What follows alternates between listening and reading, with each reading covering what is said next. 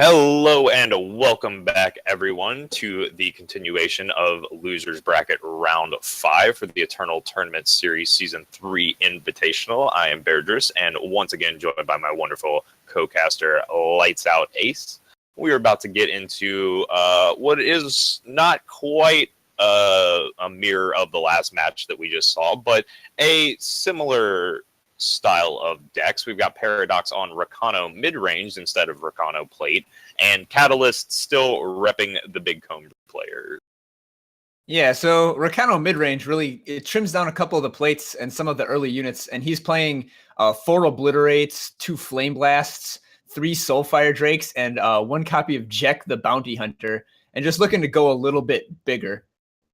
Yeah, definitely looking to go a little bit bigger, although very notable inclusion, still seeing the Crown Watch Cavalries.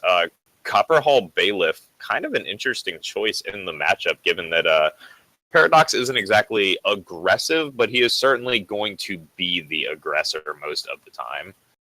Yeah, I imagine those Bailiffs probably get sided out first thing for some of those anti-Combre sideboard cards like Vanquish and more Deep Forge plates.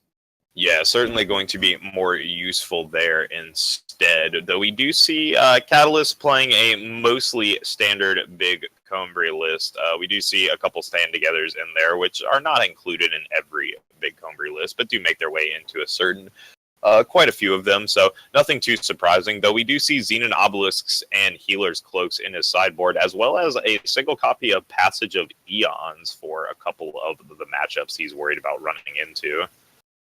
And interestingly, Catalyst is the only Combre deck left that has multiple Scorpion Wasps. Most players have been trimming on those, basically planning for the mirror. Scorpion Wasp isn't very good in the Combre mirror because if you leave up the power for a Wasp, your opponent just won't attack with their valuable units like Seraph and Mystic Ascendant. Yeah, very true. Everybody correctly being able to assess the threat of the Scorpion Wasp and being very careful about it. We've seen many a play this weekend judging just that, holding back important units when attacking into Scorpion Wasp power, as you stated. So, not the best inclusion ever, but I mean, Scorpion Wasp is very useful in a lot of situations, so I can't fault Catalyst for bringing multiple copies. We'll see if it works out for him in this matchup, as there isn't a ton of quick draw floating around in Paradox's list, so the Scorpion Wasp will have good opportunities to take care of a lot of units, including Silverwing Familiar, which is often a very important hit. Yeah, Wasp is certainly great against Rakano, so he's certainly going to like his choice in this matchup. Yeah, definitely going to enjoy that one here. We'll see how this plays out, though. Paradox, with the inclusion of the Char Chain Flails and the Flame Blast, definitely has a bit more reach, as well as extra tools in his back pocket for the removal side of the game, which is a very important part of beating Big Combre sometimes. Sometimes you just need to be able to Flame Blast down a Sandstorm Titan or a Mystic Ascendant, Martial Ironthorn, any of the larger threats that it gets in your way.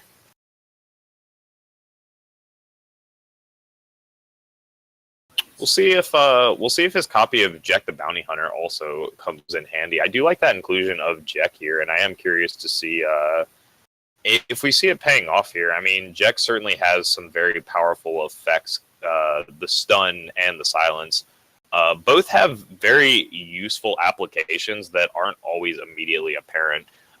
The silence, of course, is very apparent generally, being able to take down a very threatening unit such as a Martial Ironthorn or a Mystic Ascendant. But the 2-turn stun is also very important. That really can allow for the Rakano player to push in some more damage that they otherwise wouldn't be able to due to a scary blocker such as a Sandstorm Titan or a Mystic Ascendant. Yeah, Jek is just a really powerful and underutilized curve topper for aggressive decks because, yeah, it turns off blocks for 2 turns, turns off effects, and then just very hard to block himself at 6 strength quick draw. Like, there's not a whole lot that can rumble with a Jek and live to tell the tale.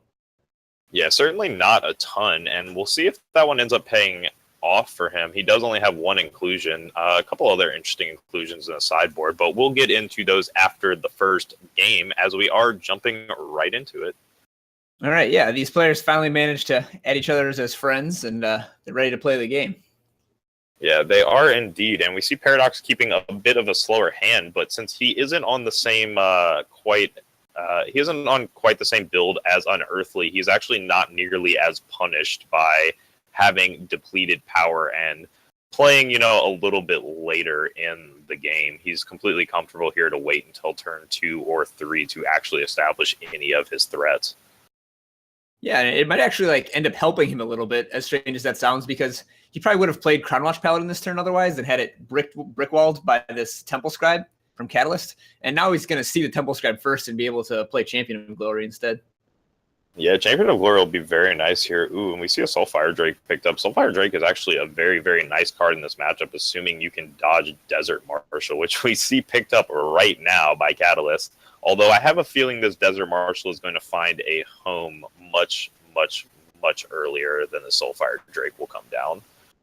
Yeah, I think that he's definitely going to use it right here, it looks like, just to kill his Champion of Glory when it attacks. But yeah, the Soulfire Drake versus Desert Marshal interaction is pretty embarrassing. Having your 5-power, like, non-fast unit die to an ambush unit that only costs 2. Yeah, and that is really the drawback of playing things like Soulfire Drake into the Combri decks, is that you do have to correctly guess when they do and don't have Desert Marshal and be able to play around that. Otherwise, you really are at a huge power deficit when you have those swings. 5 power trading into 2 power is very not great, as well as the fact that the Soulfire Drake losing the effect is super important for the Rakano deck. Rakano loves when Soulfire Drake actually gets to go off, since it does have just such a devastating effect for your opponent. Oh yeah, giving all your units flying or charge is makes a lot of damage come out of nowhere and makes your units very hard to block. Yeah, certainly when you're playing things like Valkyrie Enforcers and other Soulfire Drakes, giving them the Soulfire Drakes are a little irrelevant, but Valkyrie Enforcer and Silverwing Familiar, giving them charge guaranteed since they already have flying, it can be very, very devastating, as well as, just giving charge and flying to other things, such as Champions of Glory, which we do see pulled off the top here for Paradox. He's in a bit of, I was going to call it a bit of an awkward situation, but it's actually not, since he does have the Vanquish here to take care of the Marshal Ironthorn. So Catalyst on turn 4 opted to play both copies of Find the Way that he got from Echo instead of playing a Great Parliament. And that's going to turn out really well here, because now this Vanquish is going to find some big ground pounder to kill instead. And the Owl from the Great Parliament is going to survive and be able to block this Valkyrie Enforcer. Well, at least until the Enforcer gets buffed up by the Crownwatch Cavalry. Yeah, and that's what I was going to say, is that he will think that that is a solid play, certainly, but the Crownwatch Cavalry that we see hanging out in hand would beg to differ, although it looks like, actually, Paradox is going to be a little bit greedy and go for the immediate value with the Crownwatch Paladin, and the Vanquish is really going to punish him here, as this is going to allow Paradox to not only establish the Owl if he wants, but also still clean up the Valkyrie Enforcer for essentially free. Yeah, the second Vanquish is a really nice pickup. That card is so good against Rakano, because like anytime that they buff up a thing so that it can attack into your Cambrai Fatties, you now get to 2-for-1 them with the Vanquish. Yeah, absolutely. And I'm not a huge fan of Mysticus in here. Actually, I would much rather see him go into something like the Vanquish. But he's going to take respecting the damage at all. Yeah, he really isn't respecting the damage, and this is going to allow Paradox to go ahead and vanquish off the Mystic Ascendant before it ever generates value. Or, alternatively, he could just drop the Soulfire Drake here and push in with 10. That's actually not a terrible play either. Yeah, that would put him put Catalyst on a 2-turn clock-ish. Like, Catalyst definitely has plenty of interaction. Yeah, and curious Paradox isn't attacking with the Crownwatch Paladin here, because Crownwatch Paladin really isn't getting any better in this matchup. You may as well get it in with the Warcry while you can, and if you trade off the 2-1, that's fine. I mean, you're going to have one of your 2-1 or your 2-2 survive regardless, so you may as well get the Warcry trigger while you can. The unit's certainly not getting better as we get later into the turns. Yeah, so now Catalyst is going to get 2 Owls and be able to vanquish the 5/5. But I don't know, like, even if you don't play the Owls last turn because you're saving it to make 2 this turn, I still think that vanquishing the 5/5 and taking 0 damage would just have been so much better. Yeah, I have to agree here. And Paradox now with an interesting choice.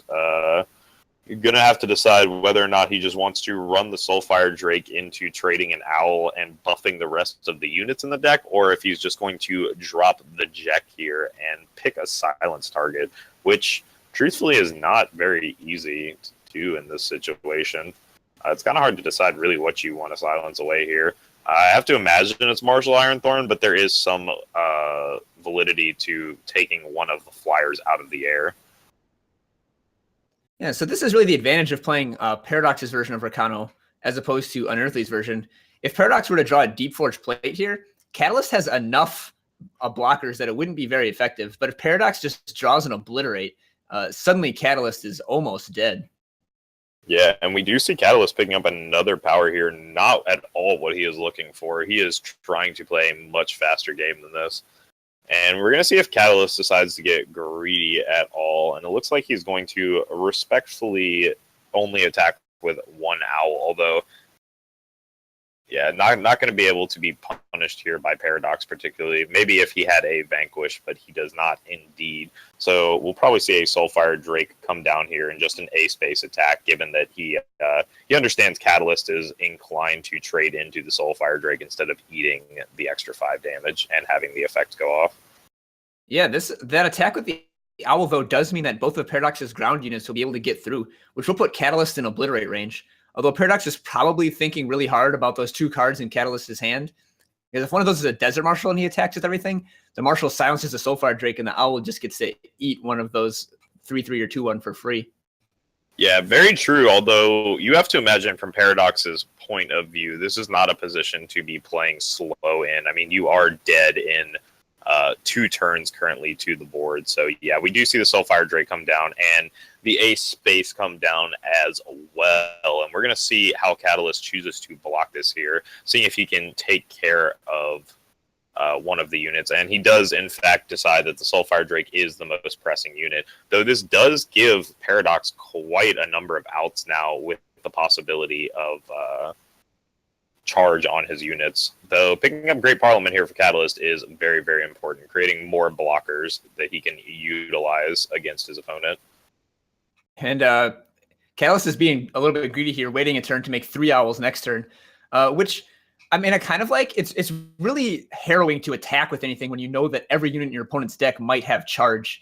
So Catalyst wanted to hold back for a turn and then kill Paradox in one fell swoop with 4 Owls. But interestingly, this Copper Hall Bailiff throws off that plan.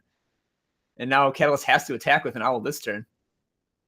Yeah, he does indeed. And wow, yeah, Paradox finding the Obliterate off the top, able to clean up the first game against Catalyst. And, you know, you did point out those Obliterates being a big difference between Paradox and Unearthly's deck, and it comes and it ends up being the decider in the first matchup. So that was a very nice finish for Paradox right there, able to close out the matchup on what was looking like the last turn of the game he was going to have an opportunity to. So very solid play out of him. And yeah, that was definitely played for his outs. That was his last possible chance. He could not get that Obliterate out of his hand fast enough. Yeah, he really could not. And, you know, it's very, very fortunate for him that he was able to find it off the top. So that gives him the 1 game advantage going into some sideboarding. So let's take a look at these player sideboards. Interesting that we're seeing Harsh Rules being trimmed out by Catalyst. Not always the most effective card in this matchup, but still can be very, very useful. Yeah, I mean, I guess like a lot of the units have Aegis or Charge, but Harsh Rule is still a very good card against a relatively unit-based opponent. Like, Paradox doesn't have that many relic weapons. No, he doesn't particularly have that many at all. Let's check out what Catalyst's sideboard consists of. He's got some protects, which I have to imagine you might see 1 or 2 of coming in.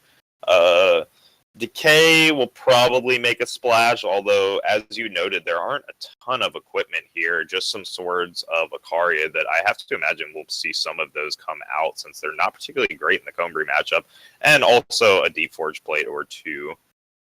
Healer's Cloak, I have to imagine we will see come in, since that will give Catalyst the ability to kind of swing the life totals back in his favor a little bit, and also make a very nasty blocker for Paradox to have to deal with. It's kind of interesting. Like, Healer's Cloak is normally in there for Stone Scar burn decks, where it's amazing.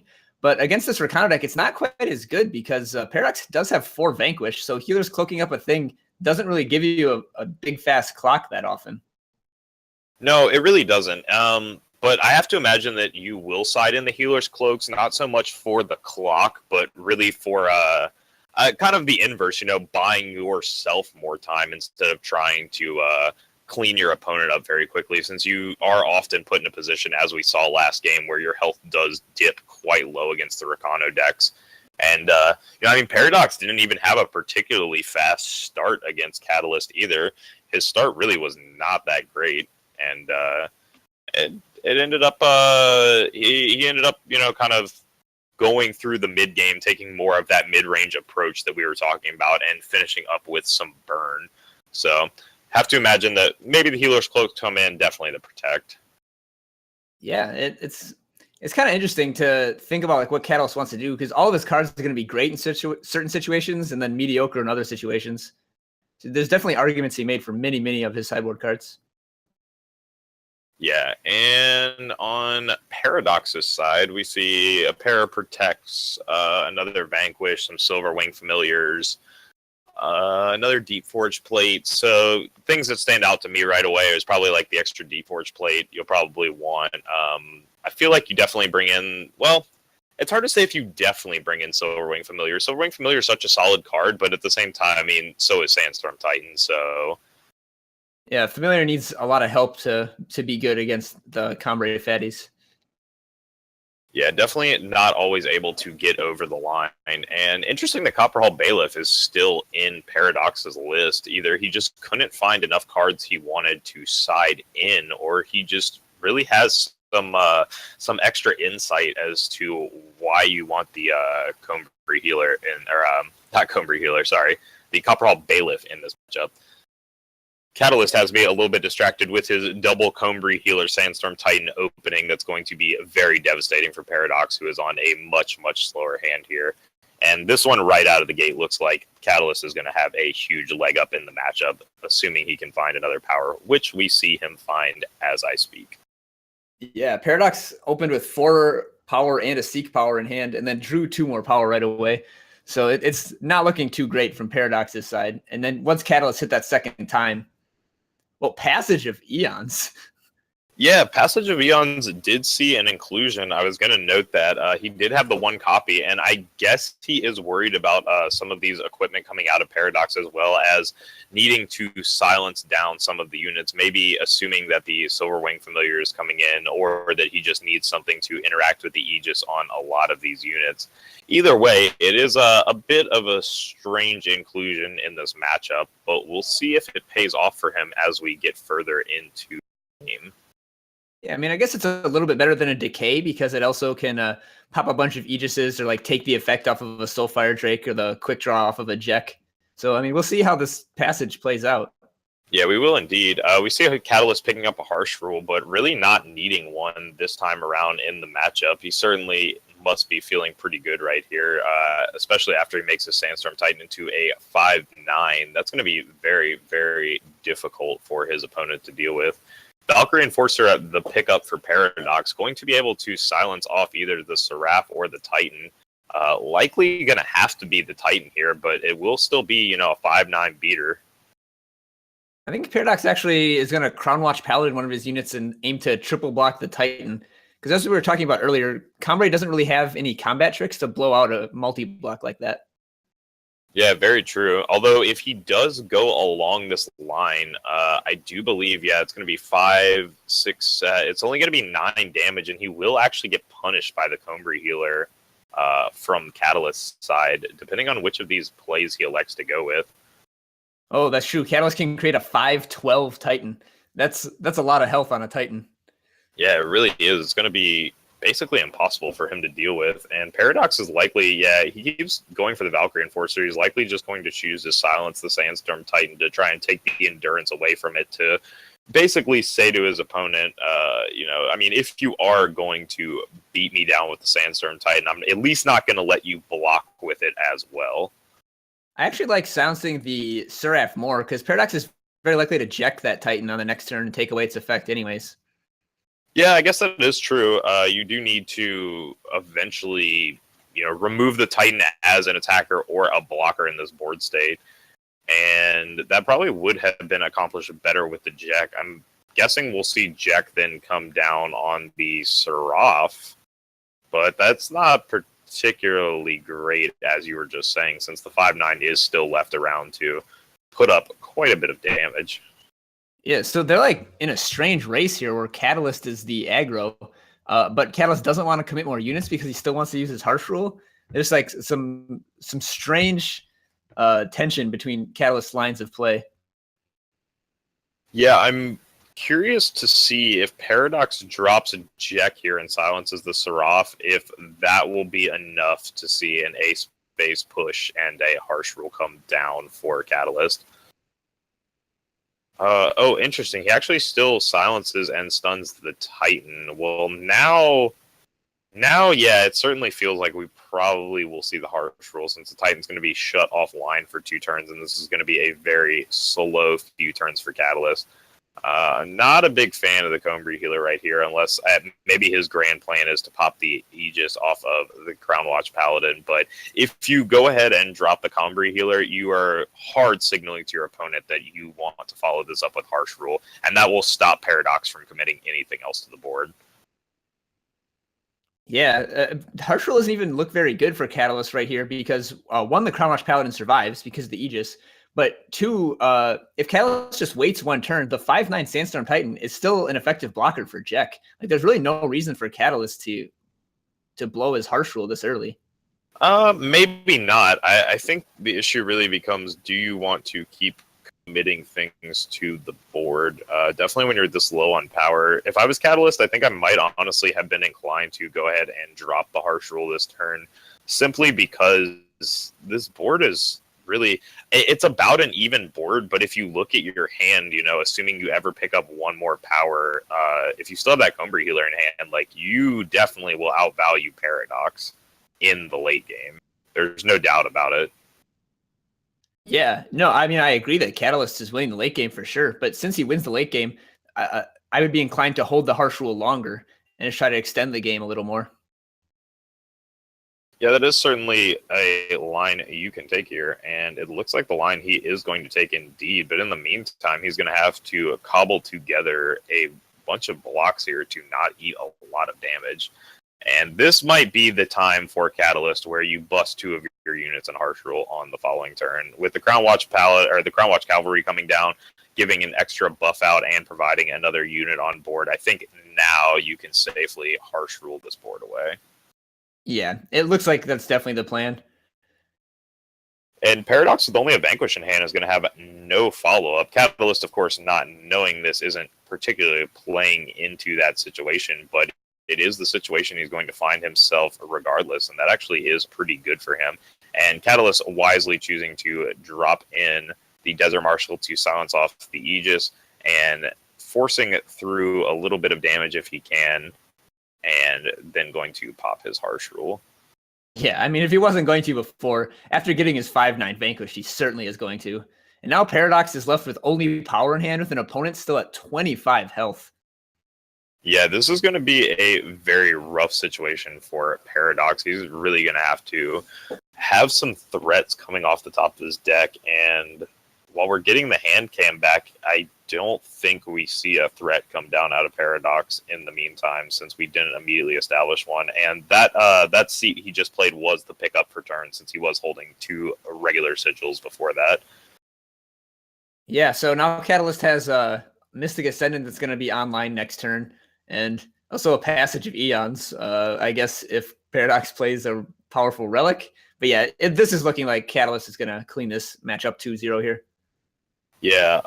No, he'd bring it to a game 3, rather. Yes, we will see a game 3. Paradox winning the first one. Catalyst very likely going to be bringing down the second one. I can't say with 100% certainty, but this matchup is certainly looking in his favor at this point.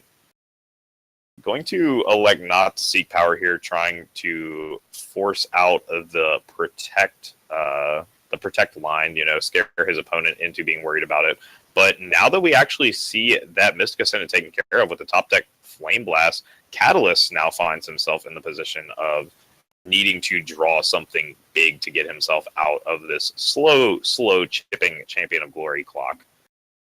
Yeah, so while both players are just like drawing straight power, like neither one has anything to do. I think this does favor Catalyst, though. He's ahead on health by a bit, and his deck has way more late game payoffs. Like a great Parliament here is just the end of the game, right? Oh, yeah, it definitely is. I think Catalyst has a much easier time drawing into and out, but in the meantime, I mean, he still has not found one. I guess he can utilize Passage of Eons and Scorpion Wasp now if he has to. Deep Forge played very, very big here, so we'll have to no blocks here.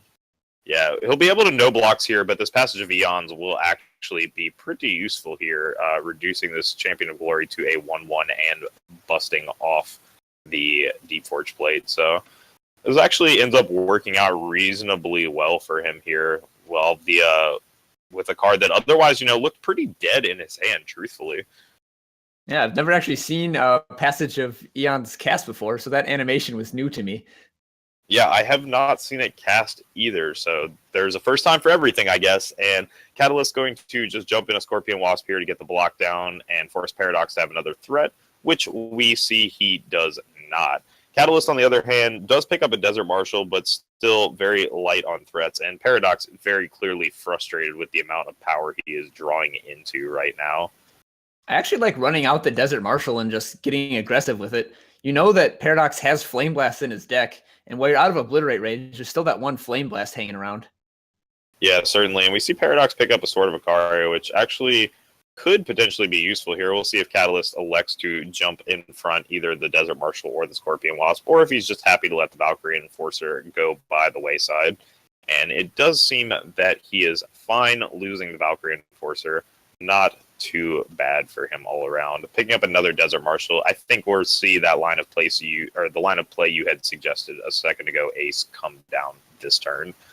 Well, even if he does it now, the Marshal can't attack into this 4/4. Catalyst is being so passive against a deck with Flame Blast. I'm not a fan of the line. Yeah, with the Valkyrie Enforcer drop, that actually does really change those Desert Marshals coming down. But Paradox, to Catalyst credit, Paradox is just sitting over here still top decking away power. And meanwhile, now Catalyst will have a safe opportunity to establish one of these Desert Marshals should he choose to.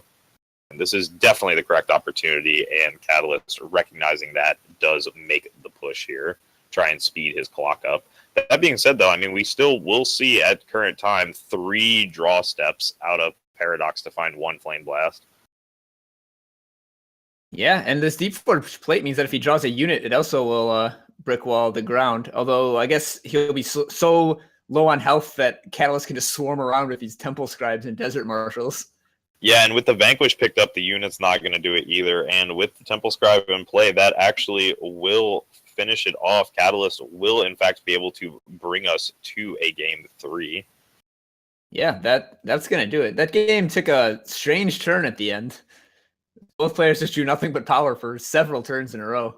Yeah, really. Paradox on a Rakano deck getting up to 15 power is a little unheard of. Catalyst was able to get to 15 power himself, but he had actually played a Seek Power and 4 Find the Ways, so a lot of that power was brought into his hand by other cards, whereas Paradox was drawing most of it naturally, so quite unfortunate for Paradox, but unfortunately it is what it is for him. We see the players going back to their sideboards, trying to trim them up just a little bit more for the matchup. Yeah, that's really the downside of these mid-range to control slower Fire decks. Fire doesn't have any card draw, so you're kind of at the mercy at the top of your deck to give you the right mix of power and non-power that you need. Yeah, in that game, we just didn't see it, unfortunately. A couple numbers being adjusted by some of the players. Paradox bringing down the number of Sword of Icarias in his deck, realizing that card's not doing a ton of work for him, unfortunately. And Catalyst just looking over his list a little bit. I think there might have been 1 card change, but I didn't happen to catch what he swapped it for. Yeah, you want to make sure that it's correct because this could be the last game of your tournament if you get it wrong.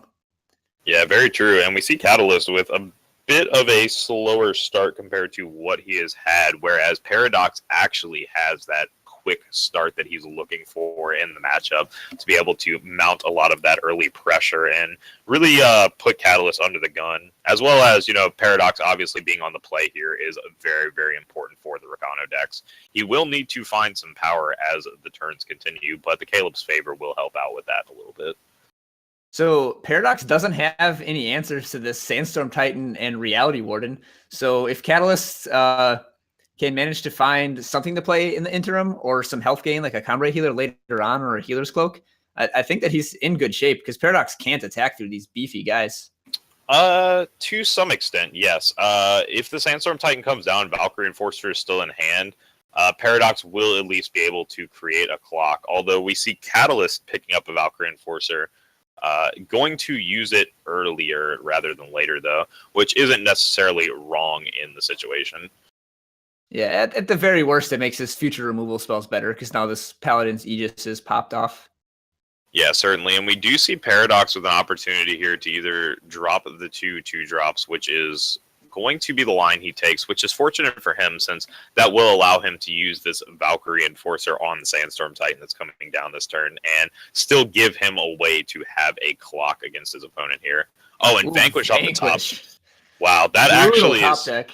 Even better. Yeah, going to allow him to push in so much damage, and these war cries do push through. And now, even with the Reality Warden coming down, you're still able to push through 4 damage this turn and establish a Valkyrie Enforcer, and you're only, as I say, at a fire sigil away from being able to cast this Flame Blast and create another clock on your opponent.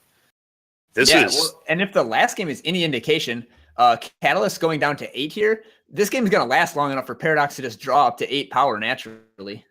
Yeah, I'm curious to see if Paradox will actually just throw the Flame Blast at the Reality Warden here. I'm not a fan of it at all, but it is certainly a line he could take. I am a fan of getting this Valkyrie Enforcer down. Valkyrie Enforcer plus Flame Blast next turn is going to be lethal, although Paradox is trying to respect it a little bit and wait it out. And that actually is going to be lethal next turn with this Caleb's favor, or even this turn, actually, if Paradox attacks with both units. Yeah, if Paradox does get in with both units here, which he is going to, this Flame Blast, assuming the Catalyst has no Protect, which we clearly see he does not, will lead to Paradox picking up this series over Catalyst in a very, very quick and brutal fashion in the third game. Yeah, that top deck Vanquish on turn 5 right after Catalyst dropped that Titan was just brutal when you're already so far ahead on the board. Yeah, and that really was the decider there. If he had Valkyrie Enforcer the Titan and been able to start chipping away at Catalyst in the air, that would have also been bad for Catalyst, but that gave Catalyst so many more draw steps than he otherwise would have had. So we do see Paradox cleaning it up there in a very quick fashion in the third game. Unfortunate to see Catalyst go down, but we do see 3 of the 4 big Combry decks fall here in day 2, right out of the gate. In our first 4 matchups, we've already seen 3 out of 4 of them go down. Catalyst losing his tournament life, as well as Ski J and Hythar being knocked into the lower bracket. So Angry Chicken is still our only undefeated big Combry player of the tournament. Yeah, so that means that our next round is going to be losers round 6. We're going to see Hythar versus Unearthly, a Rakano Plate versus TJP midrange. Or no, versus Big Cambrai.